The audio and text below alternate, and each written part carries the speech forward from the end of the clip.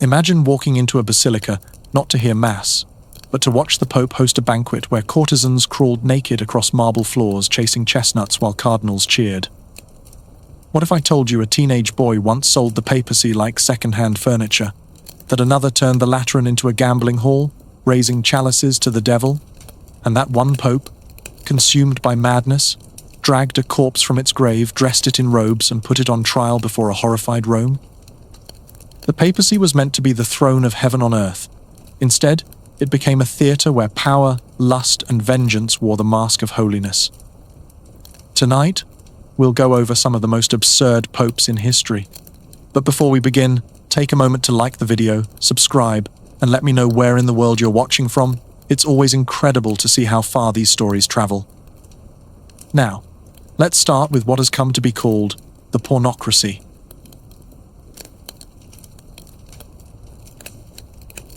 In 10th century Rome, the papacy was not ruled by popes, it was ruled by women.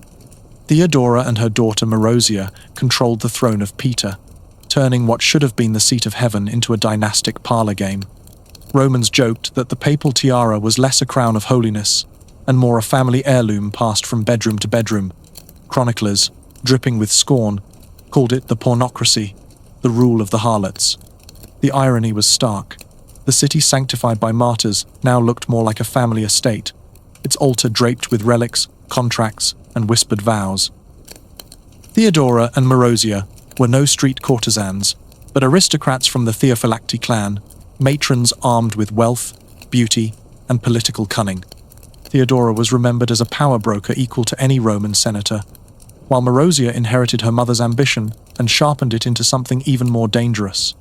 Together they transformed the papacy into a prize, and no pope sat securely unless he owed his tiara to them.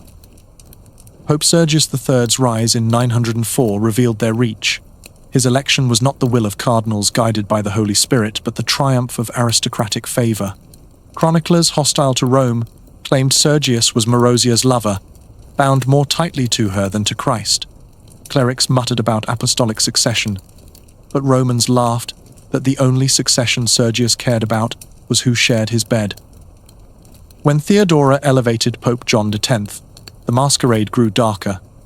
He was her creation, molded by her hand, yet when power shifted, he was discarded. Imprisoned in Castel Sant'Angelo, John X allegedly met his death smothered with a pillow, proof that in 10th century Rome, even assassinations preferred a touch of bedroom drama. Marozia played the game with colder precision. She wielded marriages like weapons, first binding herself to a warlord, then to a king. Love never entered the bargain, only leverage. Each union was forged in halls thick with incense and rumor, where matrimony was less a sacrament than a strategy sharper than steel. Her boldest stroke was placing her own son on the throne of Peter. John XI, Pope from 931 to 935, was widely believed, at least by hostile chroniclers, to be her illegitimate child, with Sergius III. The papacy had been reduced to a dowry. Heaven itself felt mortgaged. What once was bought with martyr's blood was now inherited like jewelry passed through a family chest. But power is a treacherous inheritance. In 932, her second son, Alberic II, betrayed her, storming the Lateran and casting her into prison. Romans joked the family crest should have been a dagger served at Sunday dinner. Her reign ended not in glory but silence, a woman erased by her own blood. Yet the system she built endured. Alberic did not dismantle her methods, he simply replaced her hand with his. Pilgrims whispered, Mass sounded holy. If you ignored nobles haggling over dowries between hymns, step into the Lateran, and the atmosphere was suffocating. The air was thick with incense and rumor alike, choirs chanting while nobles in jeweled cloaks whispered which pope might fall next. The holy city felt more like a masquerade, with vestments concealing transactions rather than devotion. For believers across Europe, it was devastating. The Pope was meant to be Peter's heir, the fisherman crucified for faith. Instead, they made him look like a pawn shuffled across a dynastic board by women whose names eclipsed his own. Marozia's final days passed in obscurity, her influence buried with her. But her son Alberic ruled Rome for decades, keeping the papacy a family possession. The names changed, but the method remained. and Rome's throne stayed chained to aristocratic ambition. But scandal wasn't finished with dynasties. Next came a boy pope who would treat Peter's throne like a tavern bench, for sale to the highest bidder.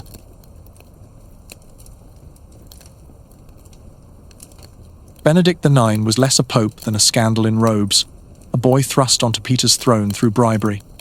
Some sources claim he was barely 12, others closer to 20. Either way, his rise was outrageous. His father, a Tusculum noble, secured the papacy for his son by paying off Rome's elite. Holiness was irrelevant. This was dynastic bookkeeping.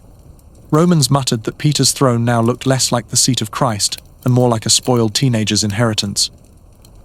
From the beginning, his papacy stank of scandal. Rumors swirled of spellbooks, sorcery, and mistresses paraded through the Vatican as if it were a nobleman's villa. The Vatican, people whispered, had begun to smell more like a perfumed boudoir than a holy shrine. Then came the moment that shocked even jaded Rome. Benedict IX became the first pope in history to sell the papacy itself. Tired of the office, or perhaps eager to pursue his pleasures, he handed the throne of Peter to his godfather, Gregory VI, in exchange for money. It was less resignation than a medieval yard sale, Peter's throne exchanged like second-hand furniture. But scandal didn't end there. Benedict refused to vanish into exile. He returned to Rome, reasserting his claim as if the papacy were a personal estate he could reclaim at will. Soon Rome had 3 men claiming to be pope, each cursing the others, while citizens joked they didn't know whose blessings counted anymore. Inside the Vatican, his reign looked like debauchery turned ritual. Feasts replaced vigils. Priests staggered drunk through basilicas. Chroniclers claimed Benedict once arrived at Mass, still spattered with blood from a hunt, proof that even the altar wasn't safe from his hobbies. The streets of Rome mirrored this corruption with violence.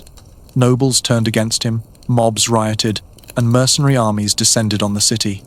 One moment, the Lateran was a papal palace, the next, a fortress under siege. Even the holiest building in Christendom seemed to require more barricades than prayers. His reputation grew so foul that even future popes damned him. Peter Damian thundered that Benedict was a demon from hell, masquerading in priestly robes, and Pope Victor III called him so vile, so foul, so execrable, that I shudder to think of it. Few pontiffs have been condemned with such unanimity of disgust. Even imperial intervention could not resolve the mess cleanly. Benedict lingered like a ghost, his shadow stretching over Rome long after he was deposed. The papacy itself looked less like a divine institution than a bauble tossed between feuding nobles. Benedict IX had turned Peter's throne into a marketplace, but Rome's next teenage pope would turn it into a brothel.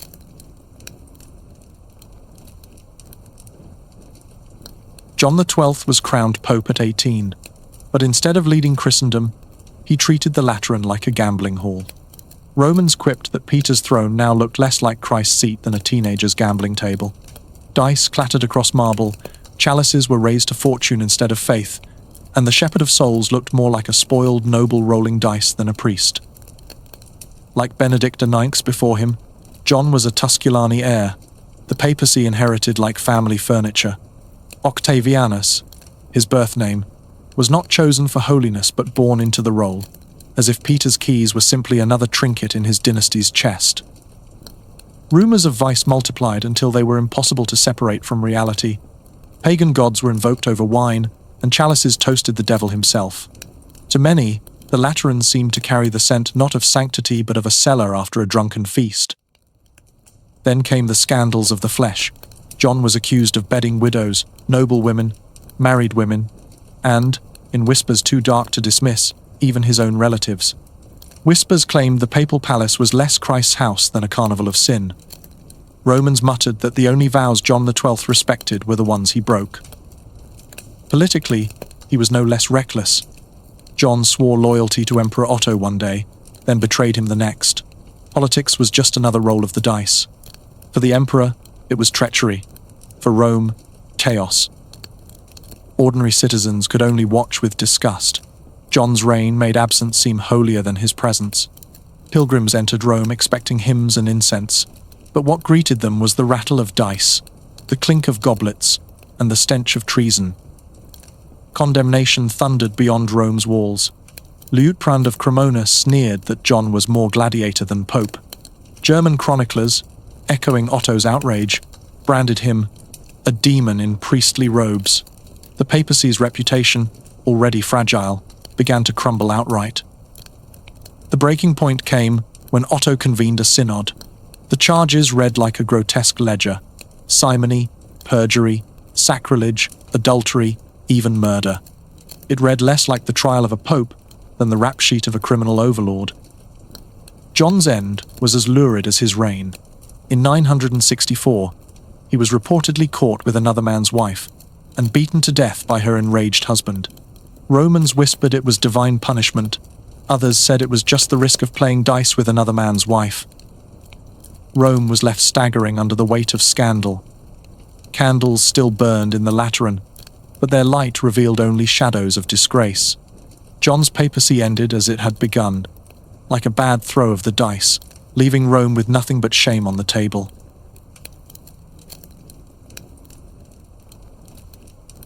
Rome in the mid-11th century didn't have one pope, it had three. Each claimed God's authority, each hurled excommunications at the others. Romans joked that salvation now depended on picking the right pope, like guessing which cup hid the coin. To the faithful, eternity itself seemed caught in a street game. The chaos began with Sylvester III, elected as a stopgap when Benedict IX abandoned Rome. His reign barely lasted months before he was chased out. His papacy was remembered with a shrug. Romans compared him to a placeholder scribble in a ledger, technically there, but quickly erased. Then came Gregory VI, the godfather who had bought the papacy from Benedict. Ironically, Gregory was one of the few men of the age genuinely concerned with reform. But every sermon he preached carried the stink of coins. Even his reforms sounded like receipts. Gregory's honesty doomed him. Dragged before a synod, he confessed what all already knew. He had paid for Peter's throne. That candor, not corruption, sealed his fate. He was deposed in humiliation, punished not because he was uniquely guilty, but because he spoke the truth aloud. That was when Emperor Henry III marched into Rome. Disgusted by the chaos, he did what no Roman noble could. He imposed order with sheer force. Romans muttered that Peter's throne had been repossessed, less by the Holy Spirit than by a German debt collector. Henry installed Clement II, a stern reformer who promised dignity restored. But within a year he was dead. Illness, poison, or providence, no one knew. Romans whispered that heaven itself had returned his tiara marked unsuitable. And still, the carousel spun. Benedict IX lingered like a bad penny, reappearing again and again, as if Peter's throne came with a lifetime warranty. Rival banners rose, rival armies clashed, and the papacy turned into a revolving contest. Parents began to wonder which claimant's blessing would actually count when they brought a child to the font. The irony cut deep. Gregory VI, who at least tried to reform, was crushed for admitting fault, while Rome remained hostage to stronger men with sharper swords. Truth was punished more harshly than vice. Henry III's intervention solved nothing. Instead of cleansing Rome, it chained the papacy to the empire. Popes came and went at the emperor's pleasure. Salvation dictated not from the altar but from a foreign throne. The papacy looked less like Christ's rock than a revolving door, proof that in Rome, even eternity could be replaced before the year was out.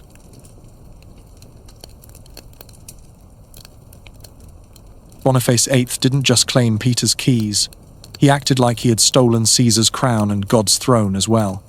To him, the papacy was not a shepherd's staff but a scepter, and heaven itself bent at his command. Pride wasn't his flaw, it was his brand. His rise was ruthless. In 1294, Pope Celestine V resigned, an act so rare it stunned Christendom. Whispered rumors said Boniface had coaxed the saintly hermit into abdication, persuading him that heaven required a stronger hand. Romans joked that the meek inherited the earth, but Boniface inherited their jobs. From the start, he craved spectacle. He adored jeweled processions and paraded through Rome like a new Caesar, tiara gleaming, choirs chanting. To many, it seemed he had confused the keys of St. Peter with the trappings of an emperor's scepter. Then came his most audacious move. In 1302 he issued Unam Sanctam, declaring that salvation itself was impossible without obedience to him. Romans joked that even Christ now needed Boniface's signature to enter heaven. The challenge came from France. King Philip IV refused to bow, taxing clergy without papal consent and mocking Boniface's decrees. The clash became theatre. In Rome, Boniface thundered like a prophet. In Paris, Philip mocked him like a street corner heckler. Christendom looked less like a church and more like a shouting match. The climax came in 1303, when French envoys and Italian allies stormed Boniface's palace at Avignon. The Pope, who had paraded like Caesar, was dragged from his throne and slapped across the face. Romans whispered it was the first honest blessing he had ever received. Boniface was released days later, but his pride was broken. He returned to Rome humiliated and hollow. Within a year, he was dead, proof that even popes who thought themselves gods still died like men. His legacy was venomous. Italians lamented or sneered. The French laughed, and later reformers immortalized him as the pope who mistook hubris for holiness. Boniface VIII had crowned himself higher than kings, but one slap showed how fragile his throne truly was.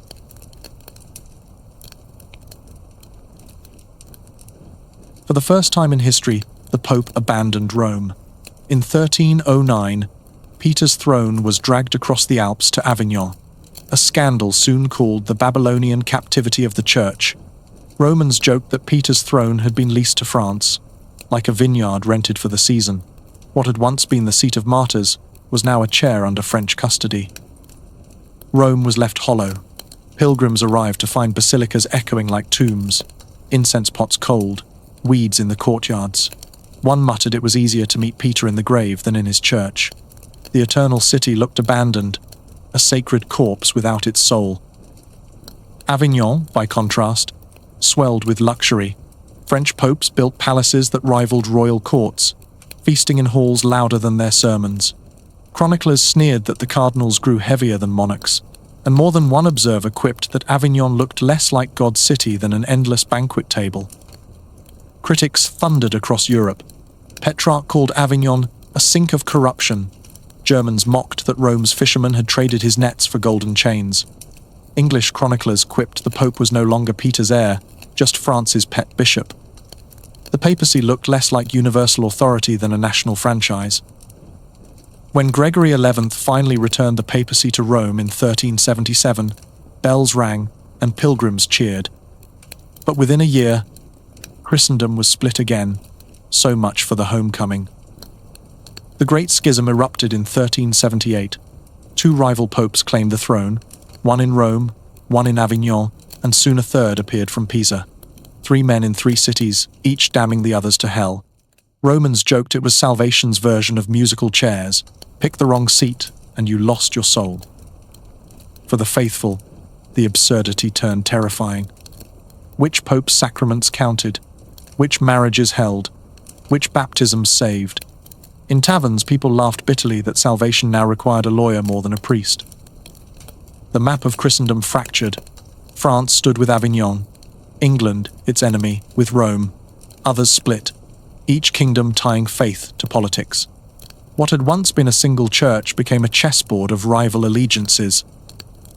At last, the Council of Constance pressed the reset button. Between 1414 and 1418, bishops deposed or forced the resignation of all 3 popes and elected Martin V. Bureaucracy had done what heaven could not, firing everyone and starting fresh. The papacy had survived, but its aura of eternity was gone. Once Peter's throne had been exiled and divided, it could never look unshakable again.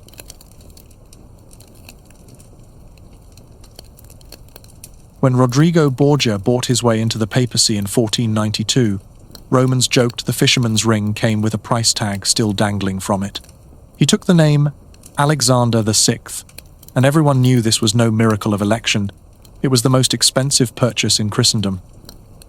He wasted no time turning Peter's throne into the Borgia's family business. Cesare swapped the cardinal's robe for armor, becoming his father's general and executioner. Lucrezia was married off like a bargaining chip. Her hand traded with the same cold precision as treaties. The Vatican had become less a church than the Borgia's household ledger. The scandals of the flesh made him infamous.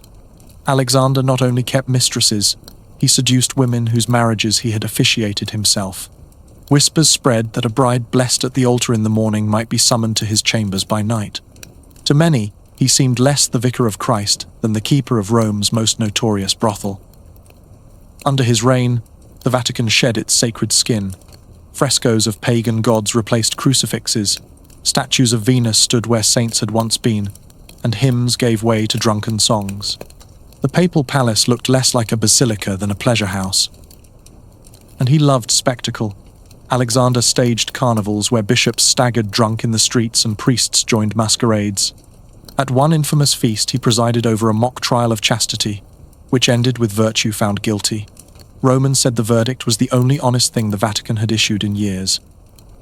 Chroniclers whispered that sacred relics were turned into props. Chalices became drinking cups. Altars became banquet tables. Whether rumor or truth, the image stuck. Rome's holiest objects reduced to toys for blasphemy. Europe roared in outrage.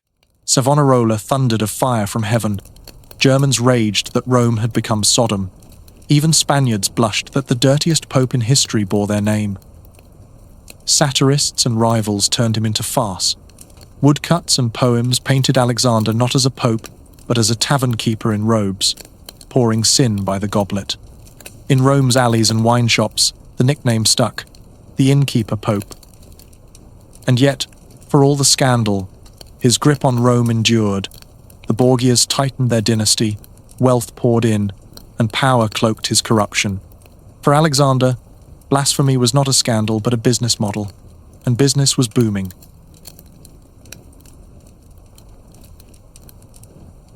The most infamous feast of Alexander VI's reign came to be known as the Banquet of the Chestnuts, a night so grotesque it was recorded in chilling detail by his own master of ceremonies, Johann Burchard. This was no rumor whispered by enemies. It was written into the papal diary itself. The Vatican apartments were staged like a theatre. Silk-draped walls, candlelight shimmering on gold, tables sagging with meats and goblets of wine. Then the actors arrived, courtesans ushered in by torchlight, their entrance turning the holy chambers into a grotesque play. When the food was cleared, servants scattered chestnuts across the marble floor. Naked courtesans scrambled after them, under the eyes of Rome's princes of the church. The audience made the obscenity complete. Cardinals reclined on velvet cushions. Cesare Borgia smirked like a commander inspecting troops. Some whispered that Lucrezia herself was present, her presence never confirmed, but forever rumored, like a shadow haunting the room. Beneath frescoes of saints, the Borgias and their allies watched as judges at a tournament.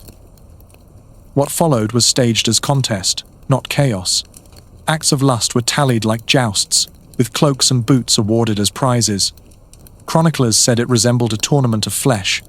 Romans later joked it was the first time virtue was scored like a dice game. The atmosphere was blasphemy turned ritual. Candles flickered against gilded walls, hymns drowned beneath drunken laughter, reliquaries sat like stage props. The Vatican looked less like a palace of faith than a theatre of sacrilege. And then, the silence. No protests. No denunciations. No apology. What should have been unthinkable passed without shame, recorded as just another night in the Vatican. The scandal was not only the banquet itself, but that it was treated as ordinary. Still, the story escaped. Venetian envoys wrote in disbelief, branding Rome a new Babylon. In Florence, preachers thundered warnings of fire from heaven. Across Europe, the tale of chestnuts on marble became shorthand for papal corruption, proof that even sacred halls could be turned into playgrounds of vice. The damage was lasting. Parish priests still preached chastity, but their congregations laughed. Holiness had become parody, the Vatican, its stage. And the memory lingered. The banquet ended, but its chestnuts rolled forever in Europe's imagination. Rome could bury its popes, but it could never bury those chestnuts on the marble floor.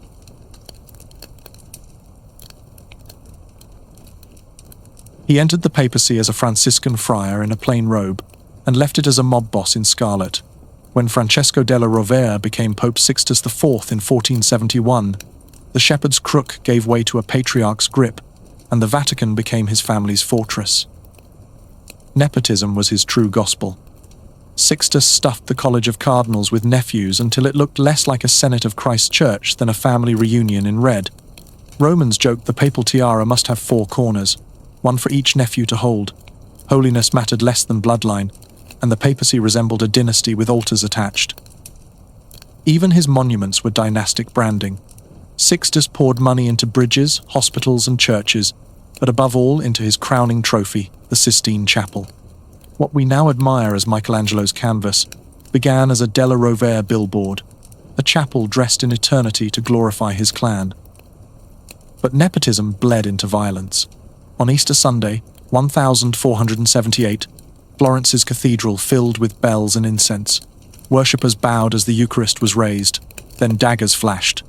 Giuliano de' Medici collapsed at the altar, blood mingling with incense smoke, while his brother Lorenzo barely escaped with his life. The Eucharist had become cover for an assassination. All threads led back to Rome. Whether Sixtus gave the order or merely blessed it, the meaning was the same. Daggers had found sanctuary under his robes. Florence raged at sacrilege. Europe whispered scandal. The contrast was unbearable. Bells and hymns colliding with screams, incense curling above pools of blood. Faith had been forced to share its sanctuary with murder. Romans responded with black humor. They joked that kissing the Pope's ring meant checking your back for daggers, and that his blessings came sharper than swords. The papacy no longer felt like a shepherd's refuge but a don's protection racket. Abroad, envoys wrote in disbelief. Letters home branded Sixtus less a pontiff than a gangster investments. To kings and princes, the papal court looked less like Christ's seat than the headquarters of an Italian crime family. Satirists twisted outrage into mockery. One wrote that Sixtus turned sacraments into weapons. Another quipped that he preached with one hand while passing daggers with the other. The image stuck. A pope whose nephews wore swords, whose chapel bore his name, whose altars bore blood. Sixtus left behind chapels and corpses alike, proof that in his Rome, family came first, and sanctity a distant second.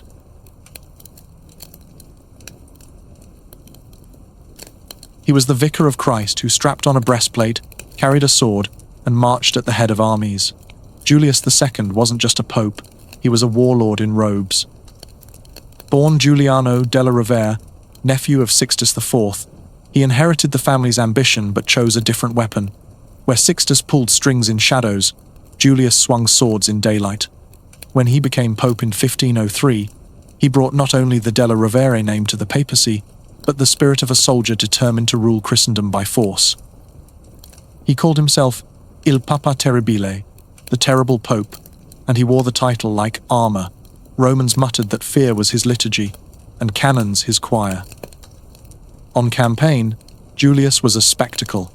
A gleaming breastplate strapped over his robes, helmet flashing in the sun, relics carried at the head of columns, and Julius riding like Mars himself had stolen Peter's throne. To Rome, it seemed his truest basilica was not built of stone at all, but carved across the battlefield. His enemies were many, and he met them with curses and cannon alike. When Venice resisted him, he excommunicated the city as though it were a parish. When France defied him, he hurled both anathemas and artillery. For Julius, nations were his flock, to be disciplined not with sermons, but sieges. The irony was stark. Priests preached peace while their pontiff sharpened steel. Julius blurred hymns with war drums until mass and muster sounded the same. Abroad, reactions split. Some admired him as Christendom's defender, a pope who fought rather than prayed. Others sneered. Erasmus quipped that Julius had fought more battles than he had said mass, branding him less vicar of Christ than captain of an army. And yet, between campaigns, Julius also built. He summoned Michelangelo to paint the Sistine ceiling, Raphael to fresco his chambers, Bramante to raise a new St. Peter's Basilica. Beauty rose under his hand, but history remembered the sword more than the brush. Rome under Julius looked like a city caught between basilica and barracks. Prayers were guarded by cannons, and pilgrims muttered that salvation seemed to march to a soldier's drum. Julius II left Rome with basilicas and battlefields alike, a city where eternity wore armor and salvation marched to the drumbeat of war.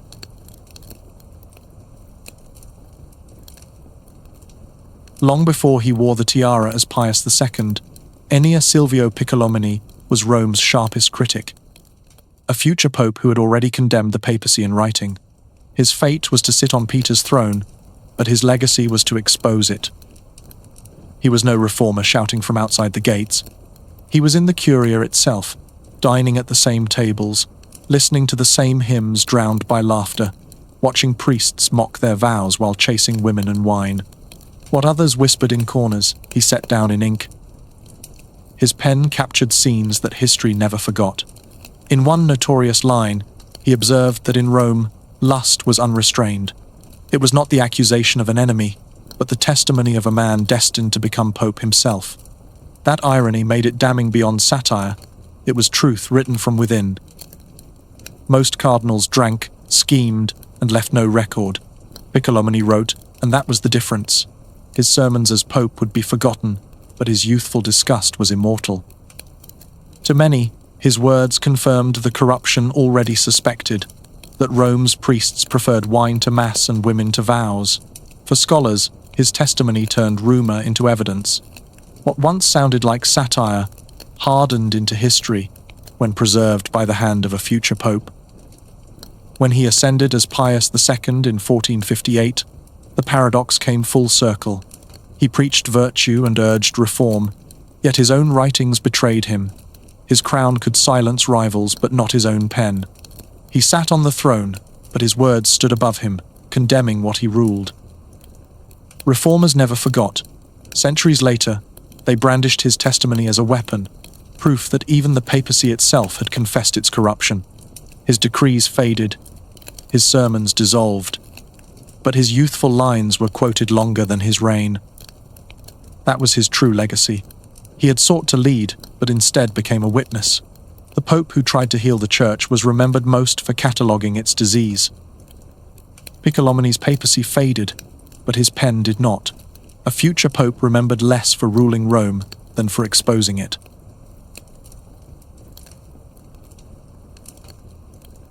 Rome in 896 should have been preparing for holy days. Instead, it prepared for a trial, not of the living, but of the dead. Pope Formosus, buried less than a year, was about to be summoned from his grave and dragged into court. Formosus's career had always courted controversy. As Bishop of Porto, the canon law forbade him to transfer to another see, yet he did, and eventually claimed the papacy itself. His real sin, however, was not theological but political. When pressed to crown young Lambert of Spoleto as emperor, he turned instead to Arnulf of the Franks. In doing so, he betrayed the Spoletan dynasty. They would never forgive him. The Spoletans were not content with his death. Condemnation in life was not enough. His ordination still stood, his influence lingered beyond the grave. They wanted more than victory, they wanted erasure, body, memory, and legacy alike. Auxilius of Naples, a witness horrified by the plans, thundered that Formosus was pursued with hatred, as though the grave itself were no sanctuary. It was an outrage even in an age accustomed to scandal. The living determined to destroy the dead. Romans answered with bitter wit. Some said it was safer to be a mule than a pope. At least mules stayed in their graves.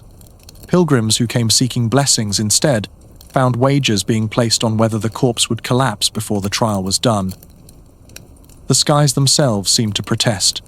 A solar eclipse darkened Rome. An earthquake shook the countryside. Some whispered it was heaven's warning. Others said it was the last judgment turned parody. And then came the man chosen to oversee it all. Stephen VI, weak, pliant, desperate for Spoletan support. His first act of power was not reform, not liturgy, but a grotesque spectacle. The grave was no sanctuary now. Rome was about to summon the dead into court.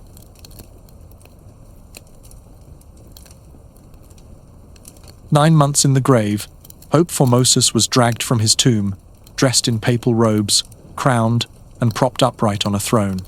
Witnesses gagged at the stench while others laughed nervously at the sight of silk sliding off brittle bones, the jaw hanging slack as if ready to groan. Rome had turned its basilica into a theatre of the macabre. To complete the farce, a young deacon was forced to speak as Formosus's voice. Questions were shouted at the corpse, and the terrified boy stammered replies in its name. It was ventriloquism as liturgy, a parody of justice played out before saints' frescoes. Stephen VI presided like a man possessed. Spittle flew as he screamed accusations of perjury, ambition, and betrayal at the skeleton, as if expecting bones to argue back. Chroniclers recorded the absurdity, the living pope raging at the dead, a trial that looked more like an exorcism than a judgment. The sentence was inevitable. Guilty. Attendants moved to desecrate the corpse. Vestments were ripped away, rings torn from blackened fingers, and finally the 3 fingers of the blessing hand were hacked off, as though Stephen feared they still carried holy power. Rome whispered that this was no trial but a ritual, a desperate exorcism meant to silence a corpse that unnerved the living. The indignities mounted. First buried in a pauper's grave, the body was exhumed again, dragged through the streets, and finally hurled into the Tiber. Fishermen later swore the river spat him back out, that Formosus's body drifted downstream, papal robes billowing like ghostly banners against the current. The city met the scene with both outrage and dark laughter. Some swore the mutilation was sacrilege, while others claimed Formosus gave truer blessings in death than Stephen ever had in life. The trial itself looked less like justice than a grotesque sport played with bones. Abroad, chroniclers sneered that Rome had become a madhouse, where even the dead were not safe from trial. What was meant to erase Formosus only made him infamous. Instead of burying his legacy, Stephen VI had immortalized it, the Pope who stood trial after death.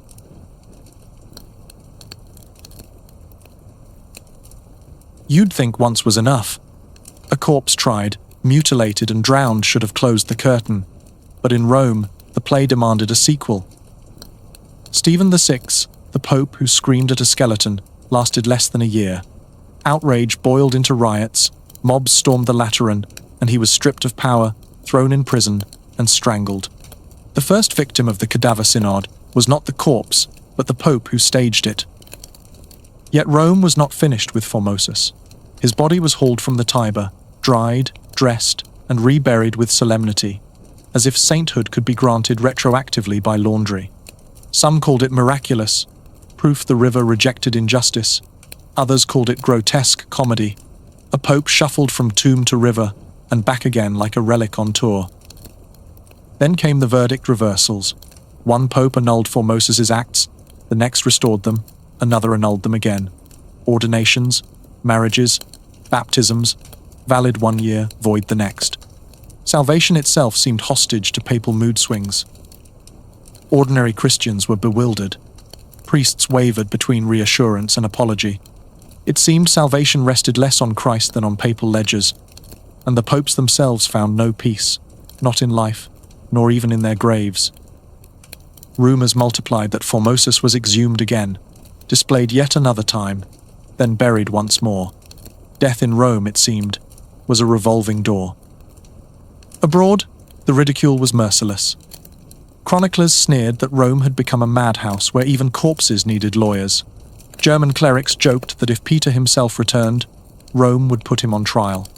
French satirists quipped that the Church's only miracle was keeping score in its own absurd theatre.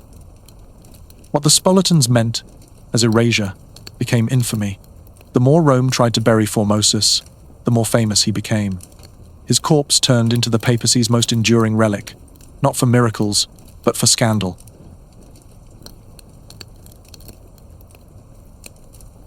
After corpses dragged into court and popes strangled in prison, Rome staggered into anticlimax. Boniface VI, whose papacy lasted just 15 days. He was elected in desperation after the downfall of Stephen VI, a placeholder meant to steady the chaos. But even placeholders could collapse, and Boniface collapsed faster than most. His end carried no daggers, no poison, no conspiracy. He died of gout, undone not by assassins, but by swollen joints. In an age of intrigue, Rome was left gaping at the absurdity of a pope defeated by his own body. Chroniclers barely bothered with him. Some dismissed his reign in a single line, others ignored it altogether. In the theatre of papal scandal, Boniface was barely a footnote. Rome's people, however, turned his brevity into mockery. They said loaves of bread and jugs of wine outlasted the Pope himself, while children sang cruel rhymes about his 15 nights on Peter's throne. Abroad, ridicule spread. Foreign envoys sneered that the papal tiara killed quicker than plague. Germans quipped that popes now died faster than soldiers in battle. For once, Europe mocked Rome with laughter rather than horror. Yet even brevity felt like scandal. If Peter's heir could vanish before his name was known, what permanence did salvation hold? Priests muttered uneasily that the throne itself seemed cursed. In the end, Boniface left no decrees, no legacy, only a number: 15 days. In Rome, even irrelevance was scandal.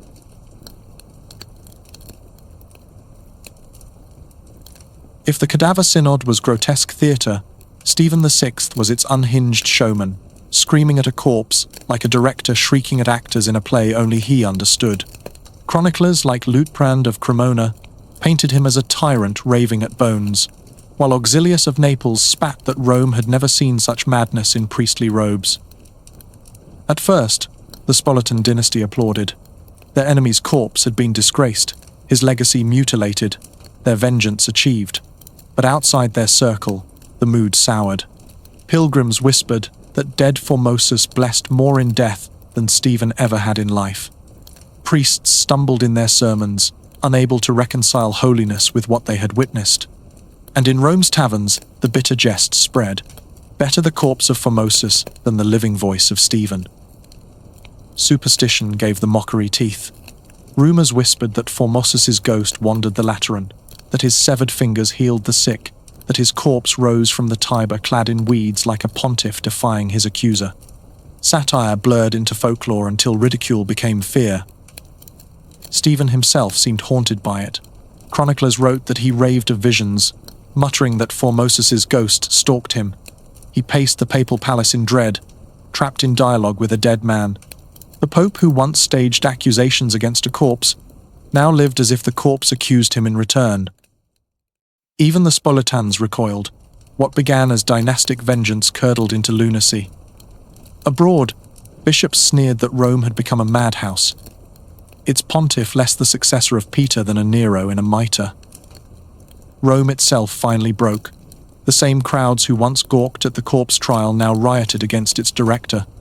Chants for penance turned into cries for blood. Abandoned by his patrons and hated by his city, Stephen VI was dragged from the Lateran, stripped of power, and hurled into prison. There, without stage or audience, his voice fell silent. He was strangled in the dark, erased by the same city he had scandalized. The irony was merciless. Stephen had tried to damn Formosus, but instead damned himself. The corpse lived on in infamy. The Pope who raged against him was forgotten.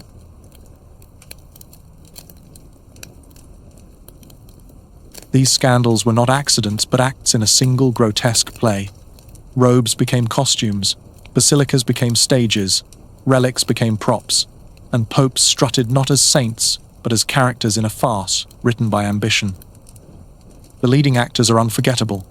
Benedict IX, the boy who sold Peter's throne like second-hand goods. John XII, the gambler pope who toasted the devil in the Lateran. Alexander VI, the innkeeper pope who poured sin by the goblet. Formosus, dragged from his grave and tried as a corpse. And Stephen VI, the mad showman who raged at bones until the mob strangled him in return.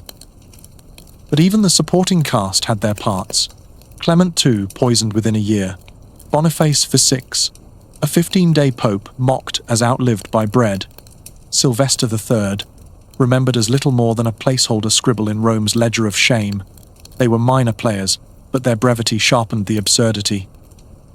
Europe laughed at the spectacle. The corpse on trial, the teenage gambler, the Pope parading as Caesar. Yet every laugh carried dread, for if the shepherds were jesters, who guarded the flock? The line between comedy and tragedy dissolved. What the streets dismissed as farce, the faithful endured as crisis. Laughter thinned into despair, and the authority that claimed eternity revealed itself as theatre, vengeance draped in liturgy, appetite masquerading as ritual, madness enthroned as law. The papacy survived, but its aura cracked. Rome's marble still gleamed, but the illusion of permanence had shattered. Once popes could be gamblers, generals, or corpses on trial, no one could pretend holiness was unshakable stone. And so the curtain fell. On corpse trials, on banquets of blasphemy, on popes who mistook mitres for helmets and altars for stages. But the theatre of power never closes. The stage waits, new actors step forward, and the world remains the audience.